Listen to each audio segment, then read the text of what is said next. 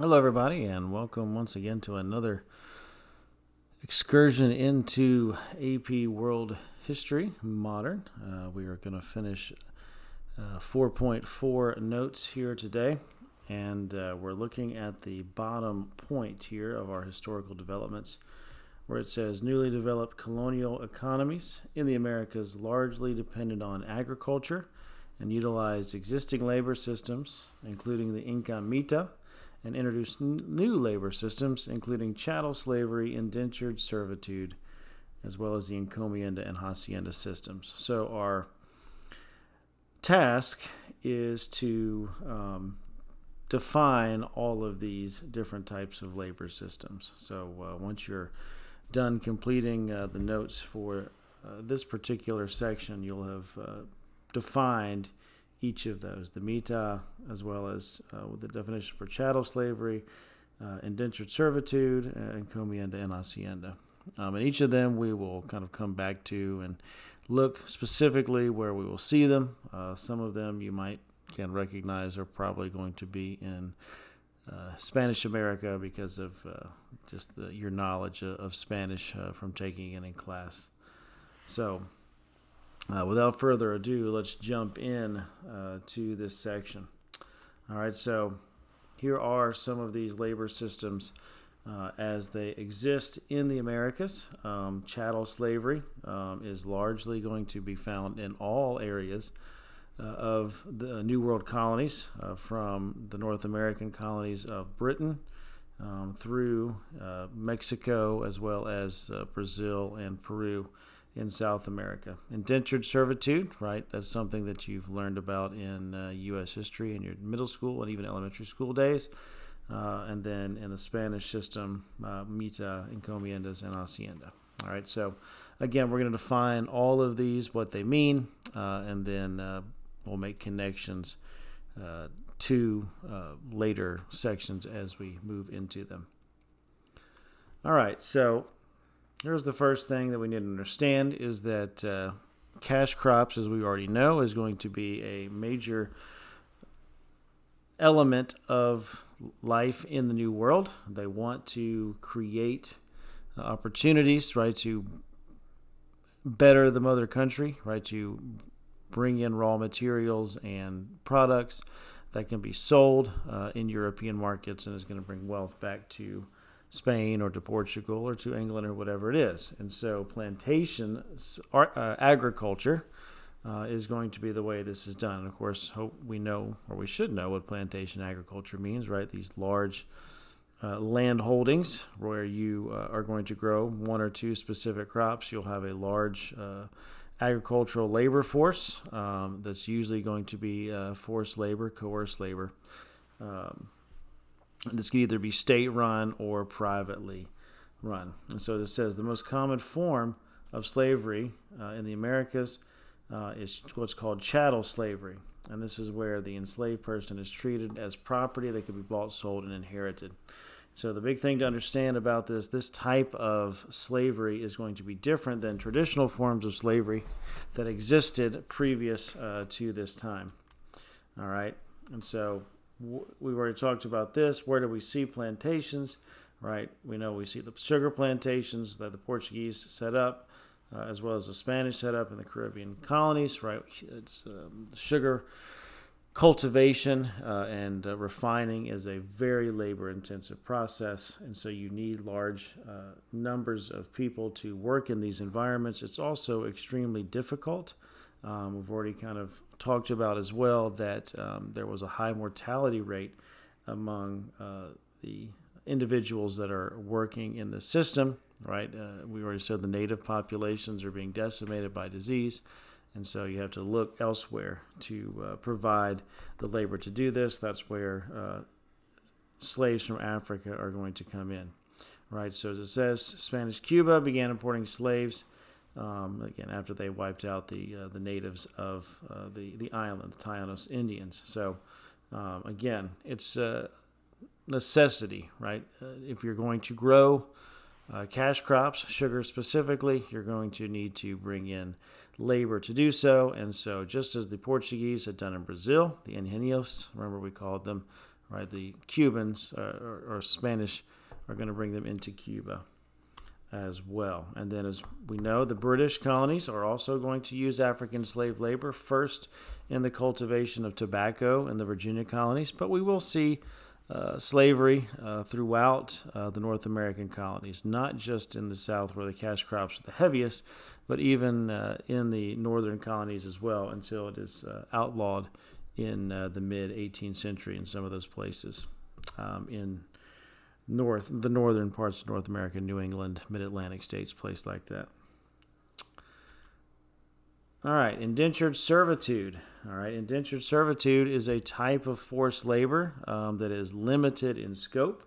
As it says, a person is contracted to work for a specific number of years. And so indentured servitude was an important element that was primarily used in the British colonies to bring laborers into the New World. So the idea is that you would basically, like a feudal serf, you would tie yourself to an individual and the land, and you would work that land either in agriculture, but you could do other things. You could be apprenticed to some type of workshop or blacksmith or something like that. You could be working at shipbuilding. You could be working in a merchant's warehouse. But anyway, you would be brought over and you would work a number of years. 7 is usually kind of the magic number, what people think about for indentured servitude. And once you had served your time, you were then free to get a full-time job, to purchase land, all those types of things. And so many people, especially those that cannot pay their passage over, or maybe found themselves in debtors' prisons or things like that in Britain, they could sign a contract, agree to come to the colonies, and to do so, that they would work for a number of years. And again, you're not really free because you are going to work these systems as long as it is necessary to fulfill the obligation. But again, this is primarily a forced labor system that is going to be used in the British colonies. And again, it's not like chattel slavery. You're not considered property. You cannot be bought or sold. You are contracted to a specific person or a specific area until that time period has ended.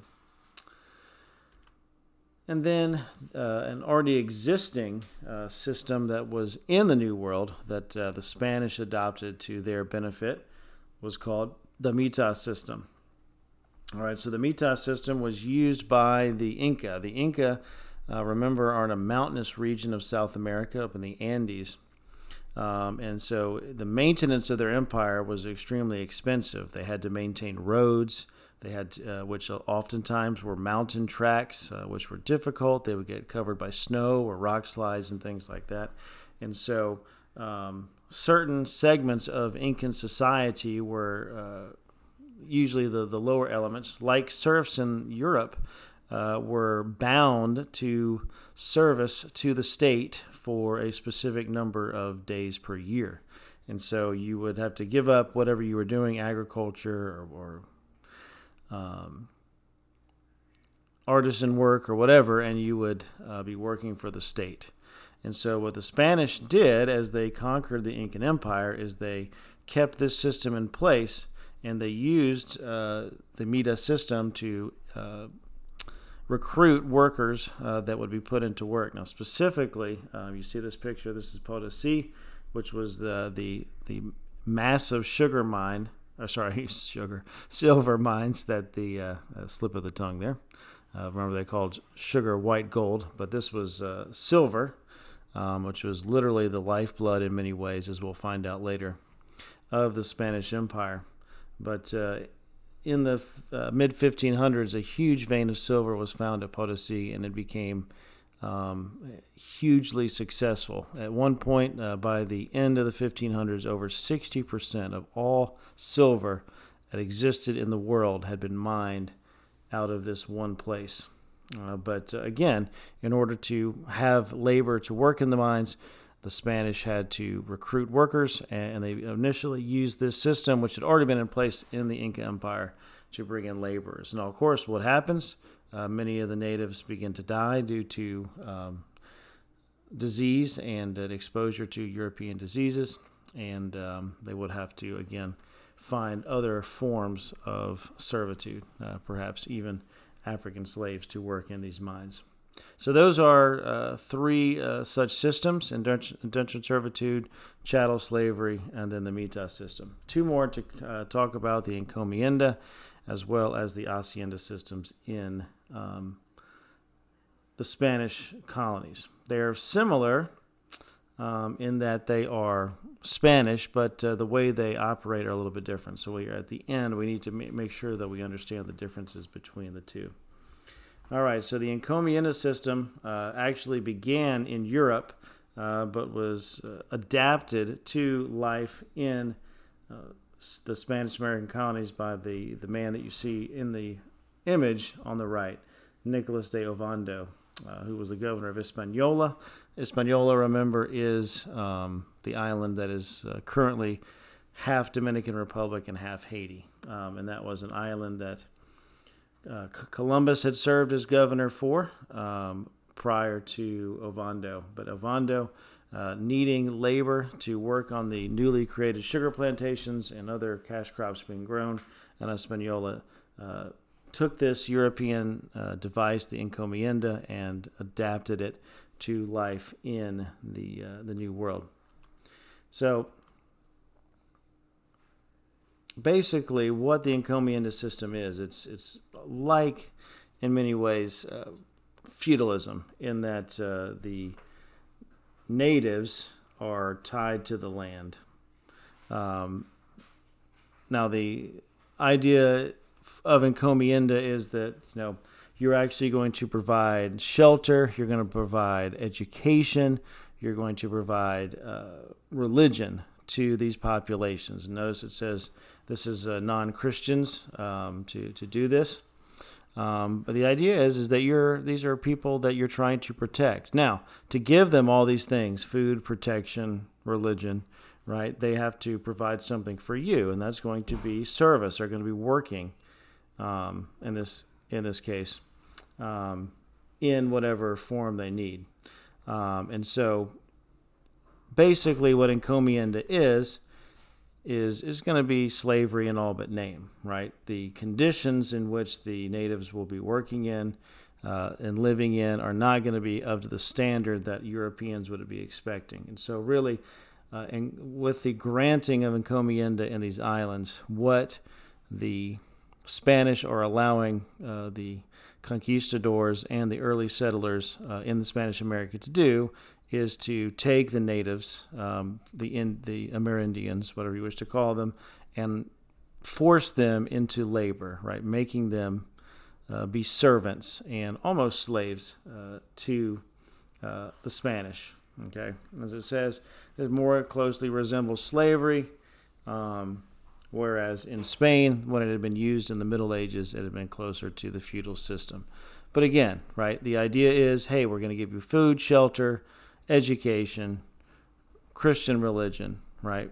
That's what's promised, but in actuality, right, it's just a way of, it's a legal means, right? The crown, the Spanish crown, is granting this power to the colonial administration in these places like Cuba and Hispaniola and elsewhere, and they use it as a means of and justification for enslaving the local populations is in essence what it does. But again, encomienda is going to only last as long as there is Native American laborers. When Native American laborers begin to die off, right, they're going to be replaced by slaves that will be imported from Africa. So important to understand that the encomienda system is only going to flourish as long as there is native populations, but eventually it will be replaced by chattel slavery as we move into the 17th century.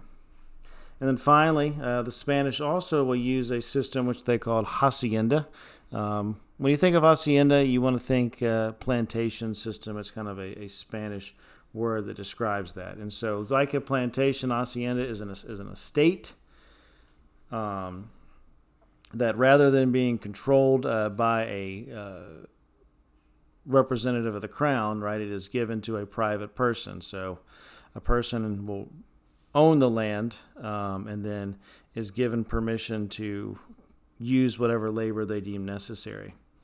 So initially, these were native Spanish peoples, but eventually it will be their children who are born in the New World that will be the largest landowners in New Spain, in Peru, and places like this, and they will grow cash crops, and they will farm bananas, and they will raise cattle and things like that on these large farms. And again, they're using coerced labor to do this. First, as we said, natives, and then eventually chattel slaves. But the big difference is, again, make sure you understand that, right, is that is a land grant, whereas the encomienda system is it's an agreement that you're going to give something to the Indians in exchange for their labor. But both systems are coerced labor, and it's to, again, benefit Spain and to benefit the owners of the property. But again, both of them will be replaced by chattel slavery as the native populations die out throughout the 16th century. All right. So that kind of fits that section that we've described labor in those. So as we flip to the next page at the bottom, notice that we have these historical developments. Right, we're going to explain changes and continuities in the systems of slavery. And notice that we have 2 points. Number one is that enslavement in Africa will continue its traditional forms, including the incorporation of enslaved persons into households and the export of slaves to the Mediterranean and the Indian Ocean. So those are the continuities, but here, look at the bottom, are the changes. That the growth of the plantation economy in the New World will increase the demand for enslaved labor, and this will lead to significant demographic, social, and cultural changes. All right, so those are the 2 developments that we'll be looking at very quickly as we finish 4.4 here. All right, so first off, let's look at the continuities, right? So slavery already existed. Slaves were being taken by Africa, usually prisoners of war. They were being transported across, but you can see, I'll use my mouse here. Right here is this trans-Saharan slave routes, right? We have these cities and then these oases as they exist across the desert. Remember Mansa Musa, the ruler of Ghana from this region here, that traveled to Mecca on the Hajj. And remember that according to sources that he had as many as 10,000 slaves that accompanied him and the rest of his retinue with him to Mecca. Right, these 10,000 slaves just shows that slavery existed. Now, these were not chattel slaves, but they were members of the household. Anything that was produced by the slaves belonged to the owners of the slaves, but the slaves themselves were not commodities to be bought and sold like pants or textiles or something like that.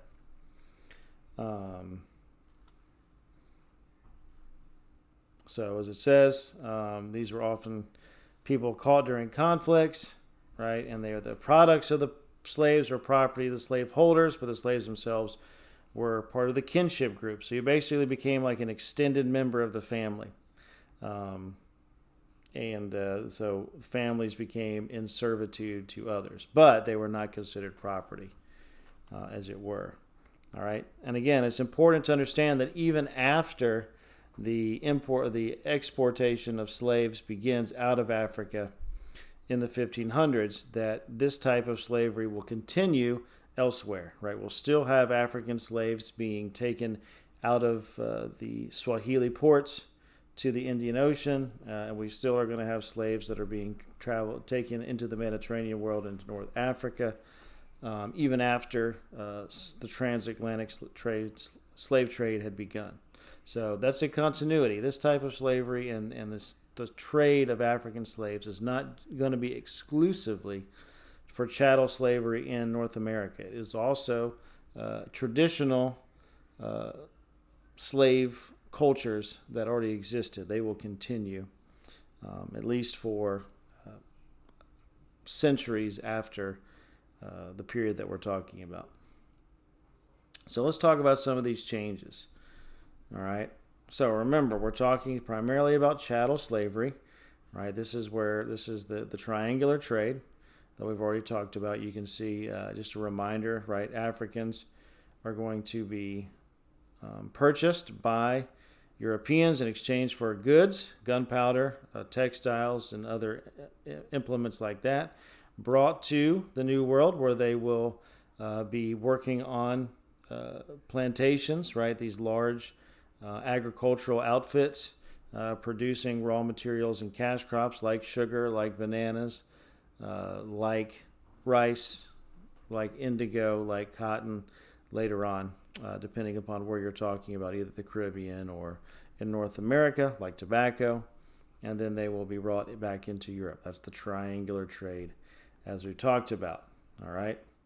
So again, just a reminder, right, that sugar production requires large amounts of labor. We've already covered that several times, right? And that this is going to begin the process. Well, again, this is just a review, right? 90% of all slaves brought to the Americas while slavery was legal, that's the years of legal slavery there, went to Brazil and the Caribbean, right? 90% went to Brazil and the Caribbean. So that's why when you see people who are from those regions today, right, they are largely descendants of slaves, right? The majority of the population, remember it says as much as 60% of Brazilians today consider themselves their ancestors being slaves. All right. So the other 10% went most of them to the North American colonies. That would be the colonies of the British and the French. All right. And remember that this is a new form of slavery, right, which had not really been used prior to this point, which is called chattel slavery. And remember that means that they are treated as property. They are commodities that can be bought and sold. The price changes depending upon what the market is, all those types of things. All right. So let's do a quick comparison here. Right. Slaves are considered part of the community or the household. Right. Children of slaves were not automatically going to be slaves, and they were usually a result of being captives in war. In chattel slavery, you're not part of the household or larger community. That's not totally exclusive, but it usually is. Children of slaves will be considered property, right? So enslavement is generational, meaning that if your family is in slavery, that your children will be as well. And then slavery, in chattel slavery, which is a new thing, will be associated with race and skin color, right? That because it's primarily going to be Africans that are going to be sold into this from West Africa, that the black color is going to be synonymous with slavery. And so that's where that racial connection comes from. Quite sad. All right, so remember that what changes is slavery going to lead to? It's going to lead to major changes demographically, both in Africa and in the New World. Here's just some examples of some of these. Right, it says by the early 1800s, over half the population were Africans in Brazil. That would be both free blacks as well as slaves in Brazil. Right, Haiti, the island of Haiti, or at least the French colony of Haiti, will be over 90% African, as we'll see. And then in North America, right, these places like Brazil and Haiti, there will be racial mixing where you'll see blacks marrying descendants of natives. You'll see the children of conquistadors who are settling from the New World will also settle down. Some of them will marry into African families. This creates these new racial groups. We'll talk about those later. We're not going to see that in North America. In many ways, the population of slaves will be racially segregated from an early period and kind of becoming their own distinct unit and group. And there's not going to be the racial mixing that we will see later on. And again, we'll talk about why that's the case when we get there. All right, how about in Africa? So look at the first big change you'll see, right, is Africa is going to see over this 300-year period a marked decline in population, which makes sense because you have a large number of people that will be leaving Africa to go to other parts of the world. So a huge demographic shift and a population shift in Africa. All right, this is going to lead to weakening of societies, right? When you're losing population, you're not going to have as many people to work to defend their cities and towns, all right? You're not going to be able to see as much change in population because you're not going to have as many children being born, right? There's going to be a lot of consequences of this. All right, there are many smaller kingdoms who are going to lose population that will be captured by larger groups, right?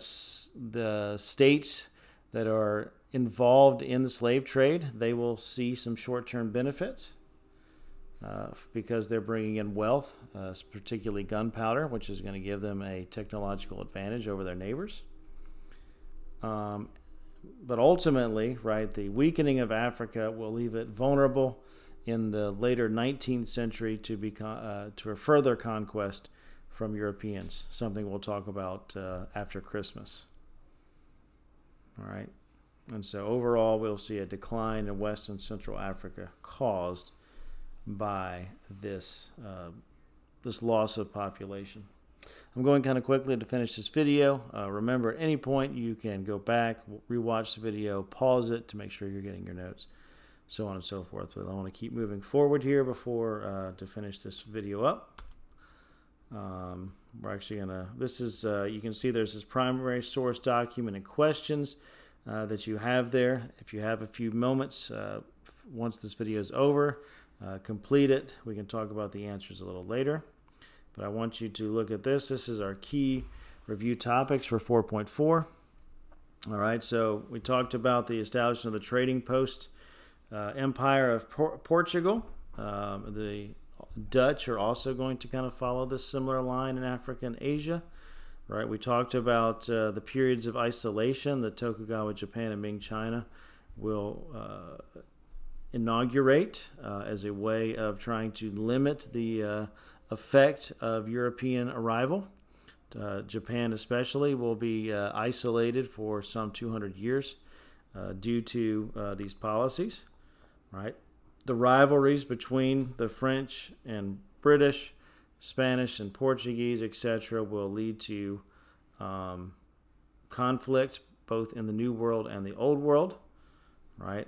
Some African kingdoms will benefit from their interaction with Europeans. Right? We talked about in class the four groups that were dominant in Indian Ocean trade. They will continue to trade goods and services alongside Europeans in the Indian Ocean, right? And then today in this video, the introduction of new labor systems because of the agricultural needs of the New World, and then that transatlantic slave trade is going to lead to changes in continuity and slavery in Africa, as well as demographic changes in both Africa and the New World. So that's a quick wrap-up of 4.4. If you have any questions, feel free to email me, or you can make a comment on Google Classroom along with this video. Remember that on Wednesday to go ahead and watch the next video, which I will post a little bit later on. That's 4.5, which will be our next section. And then we will move on as we move throughout the rest of the week. Hope you guys have a great rest of your day, and I will talk to you soon.